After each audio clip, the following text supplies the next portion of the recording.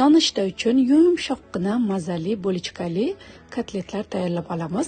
Birinchi oshirma xamirdan boshlaymiz. Sut, tuxum, yog', dro'ji, shakar, tuz solib yaxshilab aralashtiramiz va un solib qo'lga yopishmaydigan, lekin yumshoqqina xamir qilib issiq joyga o'rab qo'yamiz. Xamir oshguncha kotletlar tayyorlab olamiz. Kotletimizga qiyma, non talqoni kerak bo'ladi, tuz, murch va ziravorlar solamiz. Bitta piyozni mayda qirg'ichdan chiqarib uni ham qo'shib yoramiz. Yaxshilab aralashtiramiz, tayyor. Endi sirimizni mayda bo'laklarga bo'lib olamiz. Qiymani yoyamiz va ichiga sir solib yumaloq shakl berib chiqamiz. Yumaloq yoki uzunchoq qilish u sizning ixtiyoringizda. Biz sal uzunchoqroq qilib tayyorladik. Tovaga yog' solamiz va kotletlarimizni har tarafini aylantirib, qovurib, pishirib olamiz. Yaxshi pishib olgandan keyin alohida idishga solib sovutib olamiz. Ungacha xamirlarimiz mana oshib chiqdi.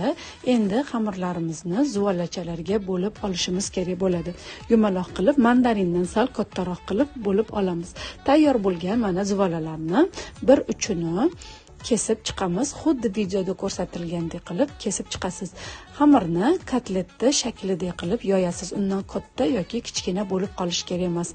Kesilgan xamirlarni bir-biriga o'rab olinadi. Xuddi videoda ko'rsatilgandek chiroyli qilib tayyorlab chiqishingiz kerak. Qiymani qo'yamiz, ya'ni kotletimizni qo'yamiz va oddiy rulet shaklida o'rab chiqamiz hammasini.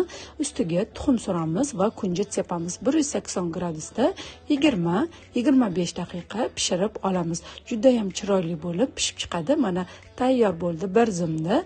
Mazasi juda ham mazali bo'ladi. Albatta tayyorlab ko'ringlar. Yoqimli ishtaha.